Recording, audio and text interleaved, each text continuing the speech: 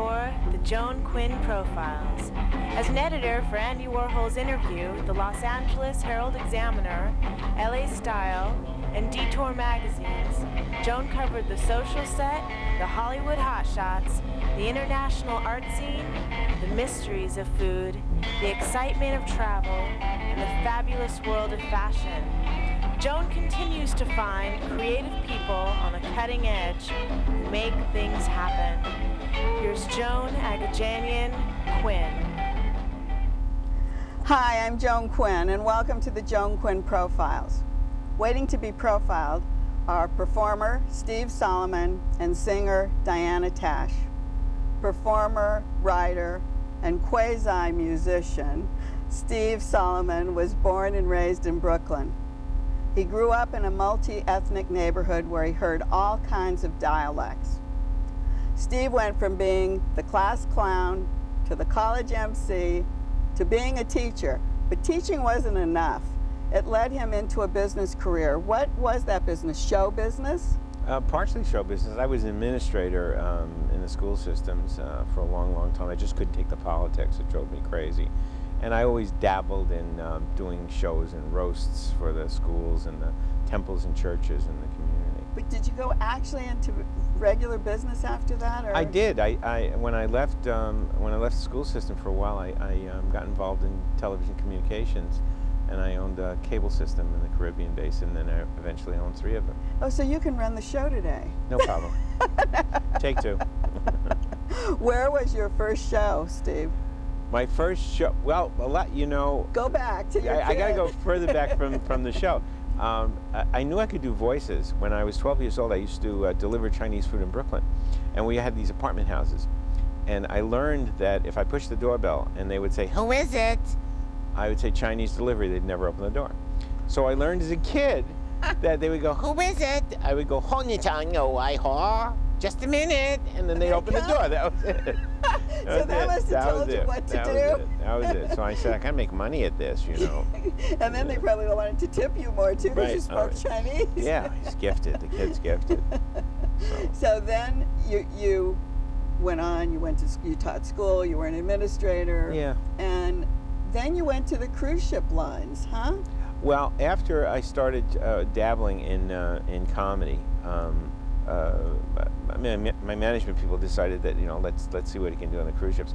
The cruise ship is very, very sensitive because you have to work with audiences that are between 2 and 92 years old, so everything has to fit. And are they the same audiences? Do they keep coming back night after night? No, you work 2 nights, or else it's really, nobody can handle that. That's what I wondered. See, one of the things that was really good, I had like an hour and a half worth of naughty material for the late shows, and I had an hour and a half worth of the squeaky clean material. But the people who would love me in the squeaky clean show would come back in the late night show, and they go, "Oh my God, this wasn't what oh my God, let's get out."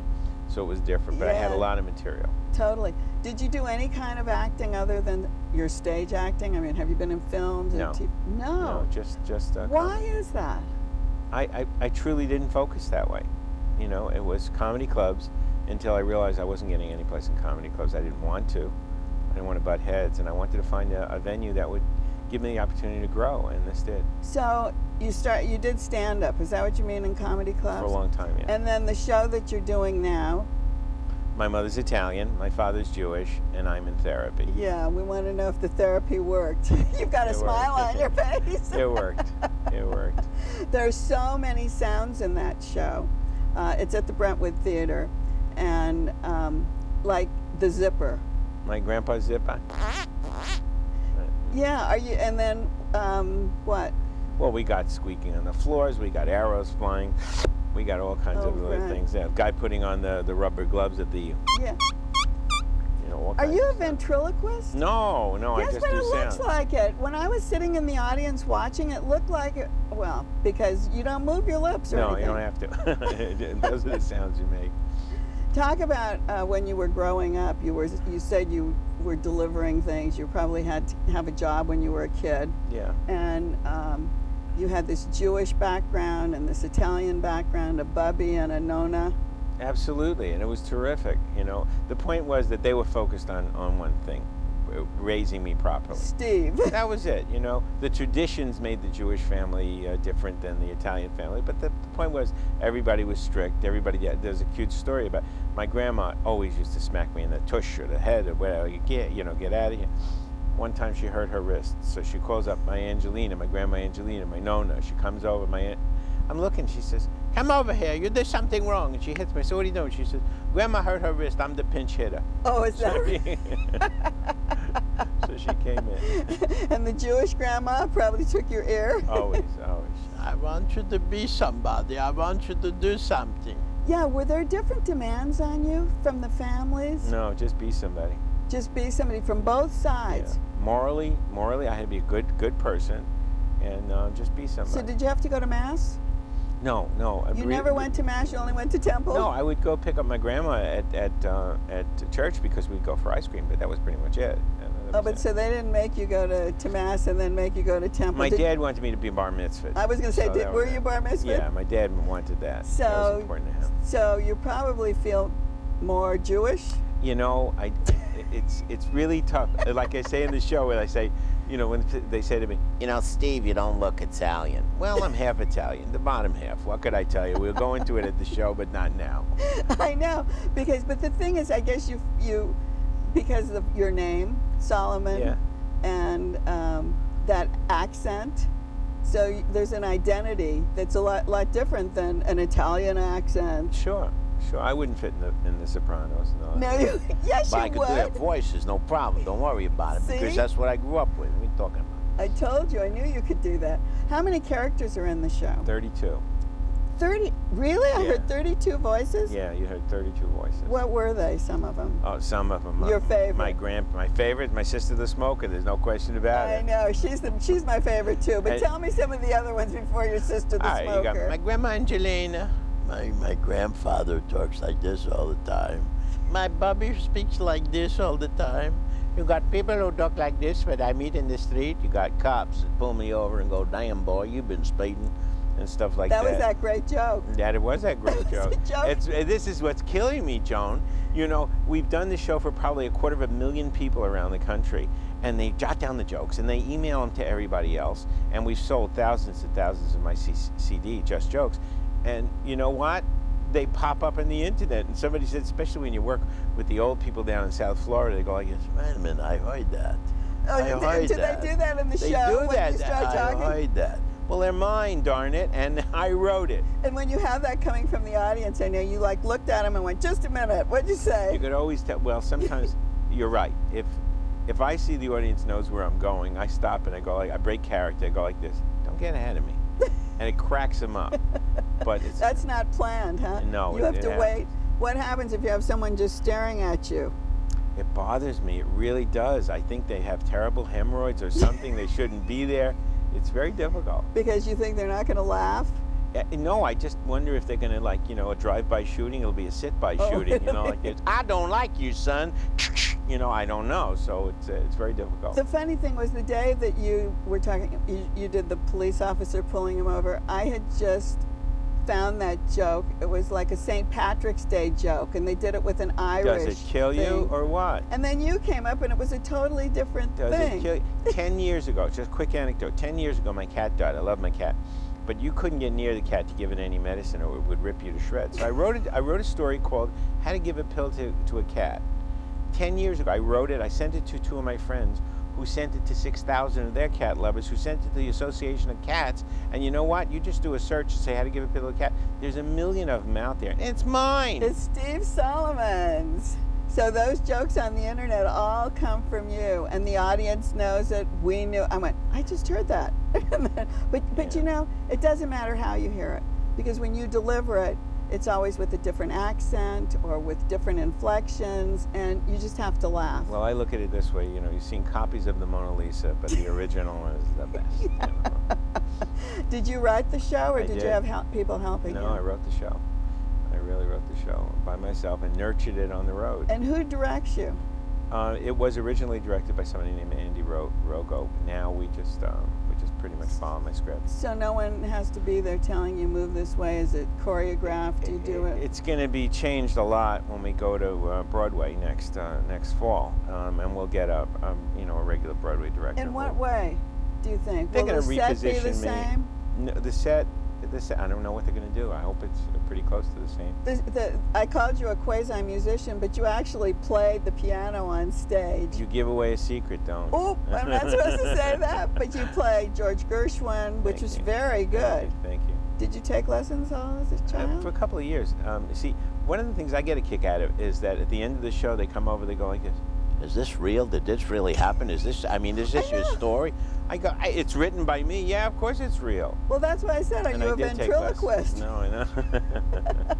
I know, but people say to me, these people real? Absolutely. Did you take lessons, you said? Okay, a couple of years I learned. And was your gravel voice sister watching you while you were taking lessons? The biggest fear I had was the day my sister was in the audience in the third row center. And she had to listen to you? I'm doing this voice, and this is the way she is. I mean, people who know her in the family know that's the way she talks. She can't finish a sentence with excuse me. And after the show, she came back, and I was like this, and she went, well, at least you made me famous. That was it. But you do. You start coughing on stage. I know. And I thought, how does he do this? Maybe you're really coughing. I thought, he's really coughing. No, that's her. I'm doing a perfect imitation of her. Are you writing about her again? Well, we're toying with another little play, an offshoot of this. It's either going to be called "My Sister Was an Only Child" or "My Parents Never Had Kids." I love "My Sister Was an Only Child" well, because be there you are telling the story, right? Right. About your sister, the only child. Yeah. So we're working on that, but otherwise, right now, we're just fine-tuning it for New York. When you take it to different cities, do you rewrite the script? Yeah. You do? Oh, absolutely. I have to. When we took it to Bermuda, there's this whole thing I do about a 7-Eleven. Oh, yeah. What do they do? They didn't have 7-Elevens. They didn't have circuit cities and Radio Shacks and things like that. So the first thing I ask is, what do you have? What don't you have? Because I hate when you do a joke and because they don't get it, right? It doesn't apply. So you rewrite. So Las Vegas would be different. Yeah. Bermuda's different. Yeah, and I just, before the show, I asked the stage people, what do you have? What don't you have? What's here? What's there? Same thing in Canada. We did Toronto and the Montreal Comedy Festival. And, that's a great festival, isn't it? It was a lot of fun, yeah. So you did the whole performance or you did a stand-up? The whole performance. We brought the set and everything. 14 days. Really? Yeah, I think it was 14. Yeah, it was 14 or 10. I read one of the reviews said that for the psychiatrist's office, which is where you're sitting, and you keep talking to the woman in the front desk, I guess, waiting for the doctor to come in, talking to the nurse. Somebody said that piano seemed out of place. Too bad. George Carlin said to me, don't read the reviews. He's right. But it was, why would it be out of place? If the doctor wants to practice, he has a piano there, right? They got a nitpick, let me tell you. I was clinically depressed. We had five reviews. 4 of the 5 reviews were phenomenal reviews. One review was like, don't waste your time, it's okay, but it's nothing special. That's the one that put me in clinical depression. Meantime, Variety was phenomenal. Hollywood Reporter was wonderful. Right. Backstage Magazine, delicious. All over the city. Right. And I'm going like this, but he didn't like me in L.A. Well, you're going to take us to Broadway, and you'll keep us rolling in the aisles there. I want to. Thanks, Steve. Thank you so much, Joan. Don't go away. We'll be right back with opera singer Diana Tash.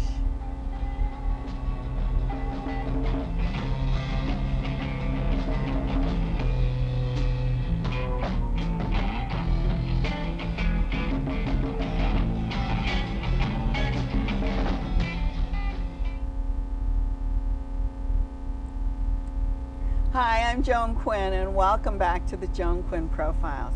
I'm with mezzo-soprano Diana Tash, who was born and raised in Los Angeles. She graduated from USC with a bachelor's in music and has a master's of music from Manhattan School of Music.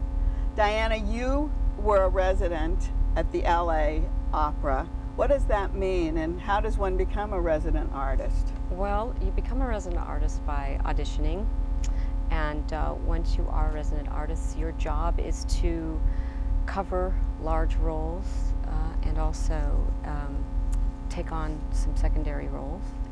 What does cover mean? Understudy. Is that what it is? Mhm. So that means you have to know everything. Absolutely. Because they do get sick last minute and you do have to go on sometimes. At that time, Placido Domingo was the artistic director still of the opera company. Did he coach you in any way or help you with those Yes, he roles? was always there, especially, like for instance, when we did Ballo in Maschera, he sang the lead, so he was there helping. When I debuted in Rigoletto, he was actually in the pit. Oh, so he was So that was conducting. great, yeah. And then when I came back in 2004 and I wasn't a resident artist, I sang the Mercedes in Carmen, and he was again in the pit. I have a picture of that. Is Yeah. this the Mercedes? Yeah. Speak up and tell us Yes, about this a little bit louder. That's me as Mercedes in the Carmen, singing with Catherine Malfitano as Carmen and also Milena Kitic as Carmen. When you're Milena Kitic is a mezzo-soprano too, Yes. right? Mm-hmm. What does mezzo-soprano actually mean? Can you sing higher roles or lower roles? Well, there's higher cast mezzos and there are lower cast mezzos. I happen to be a higher cast mezzo.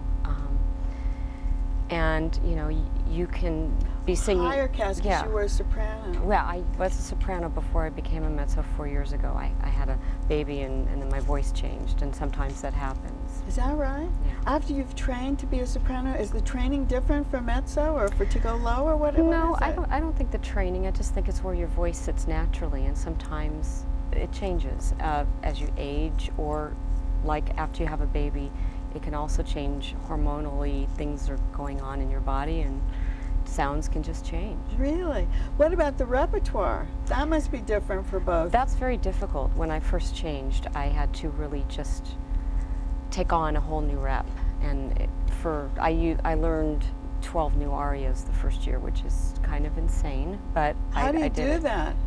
No, just Memorize? memorize, and Does someone coach you?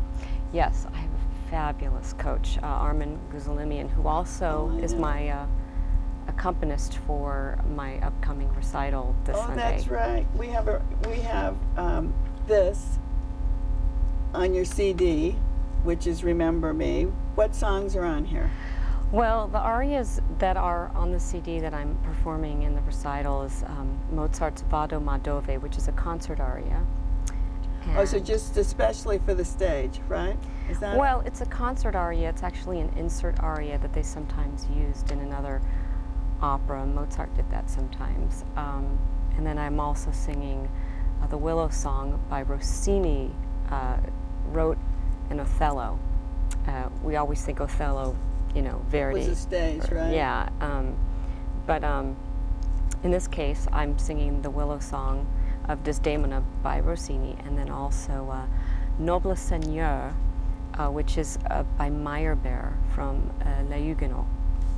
So how do you have to learn, obviously, the opera in the language that it was written in. Yes. Do you speak any of those languages?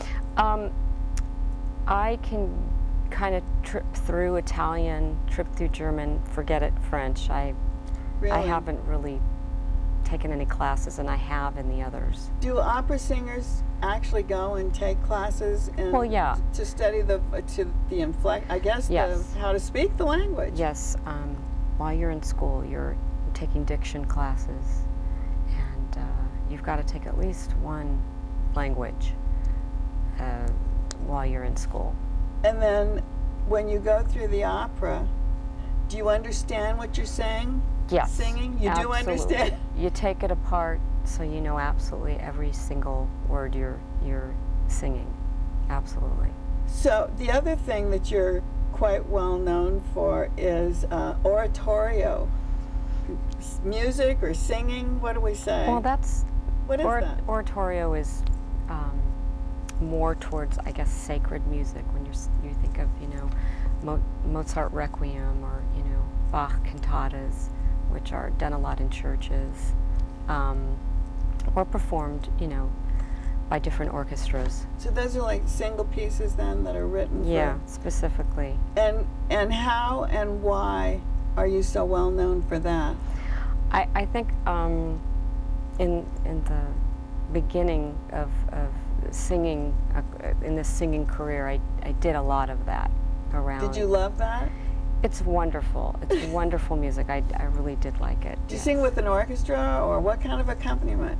It's with orchestra. Or organ, I think, sometimes? Sometimes, but most of the pieces were composed for orchestra. I noticed, talking about that kind of sacred music, you were, or you sang or covered or whatever you say, for John Adams' El Nino, which Yes. is so beautiful. Yeah, this past December, I was the backup and actually had to jump in for a rehearsal, and it was very unnerving because it's very difficult music, and I only had the music for like 6 weeks, as compared to the other singers who have known it for 3 years. It takes a long time. 6 yeah. weeks is not a long time. Not for that music. Not for that music. And during the concert, the words are on a screen, Right. so we know what you're saying and singing. Does that freak you out too? That people know what's going on? No. I think that's a great thing to have, so people can, you know, look up and say, okay, that's where Because they it was are. very meaningful. You could Yeah. feel the voices, Yes. but you also, when you saw the words and the poetry Yes. that went along with it. Are there singers in your family? My mom was a choral singer and sang, you know, in the 50s with Roger Wagner, but Oh, she did? yeah, but she wasn't, you know, a soloist, and I turned out to sing, you know, on the solo side of it, not the choral side of it. How did it get started? Did you always want to be a singer? Always, yeah, always. Did you sing with your mom? Yeah, she was actually my chorus teacher in elementary school. So, Oh, she was. yeah. So from elementary school on, Yeah. when you were at SC, you were in the School of Music. Yeah, voice department. I got my undergrad degree and then went on to Manhattan and got the master's degree, and then And when you're getting a master's degree, what do you actually do? Do you do operas when you're at school? oh yeah, you're doing the operas, and you're also having to do a lot of recital work, a lot. And you know, it's But funny. isn't that so different than being on stage? I mean, on stage in an opera? Oh, versus a recital? Yeah. It's two completely different animals. I mean, you know, on one hand, you're on stage in an opera and you've got all these other characters and they're supporting you in this endeavor, and in a recital, you're all by yourself. But Well, in you've got an opera, too, accompanist, you but- have costumes. You've got costumes, you've got the Sets. sets, you've got the staging, you've got this huge orchestra in the pit. It's very large. It's Big you know, conductor. big conductor. It's just bigger than life, you know.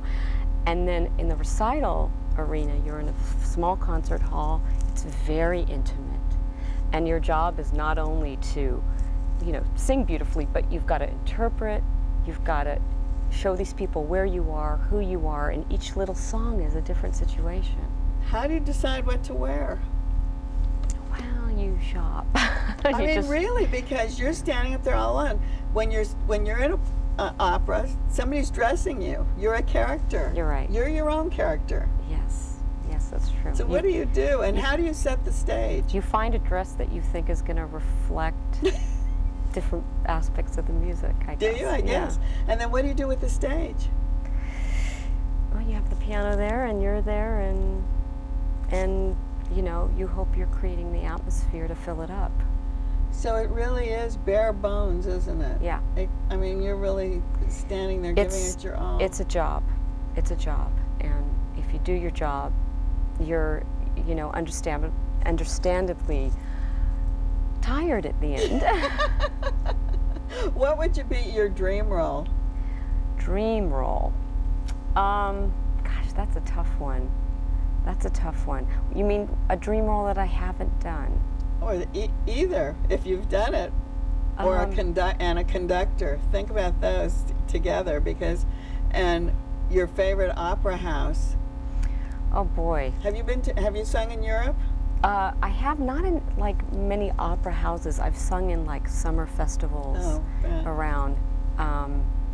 But I guess, you know, favorite roles of mine would be Carabino and La Notte di Figaro. That's a biggie, isn't it? The Yeah. Marriage of Figaro. Yeah, I also think, you know, maybe one day I cross my fingers that I can grow up and be a Carmen, you know. You're dark enough. Well, But it doesn't really matter, does it? They put a dark wig on that Carmen and she sings gray. Yeah, you've got to have it in your belly. Is that That's where it is. Is that what it it's is? either in your belly or it's not.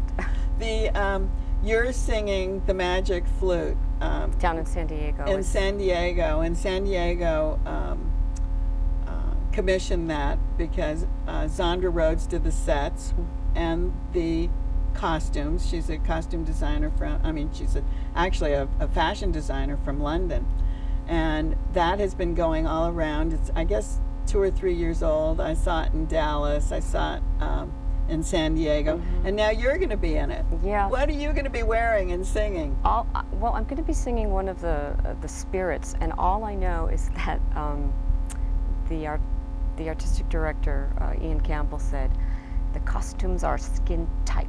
Skin tight. So don't gain weight. Don't gain weight. Have you already started rehearsing? No, we don't start until about April 19th, I think. But you know the music, right? Oh yeah. So you know the part. Well, I've done the opera, you know, a couple times before, doing a different roles. So What's the easiest opera for you? the Easiest. opera. Oh, but I never thought of that in terms of anything being easy. Because it's in all opera. so hard. Yeah, I don't think there is anything that's easy, because you have a job to do, and you're always thinking. You're so tense. It's not a matter of being tense. It's just a matter of being very present and being very communicative. And I never think it's just easy where you just kind of think of, oh, I'm just going to sit down and kick back, you know. I don't think that ever is the case. Oh, I was hoping that you sang in the shower all the time and around the house, and Well, that it was easy. I sing around the house, but, you know, that's different than when you're in an audience situation. Diana, thank you so much. Thank you. And thanks for watching the Joan Quinn Profiles today. Keep writing to 777 South Figueroa, 44th floor, Los Angeles 90017. See you next time.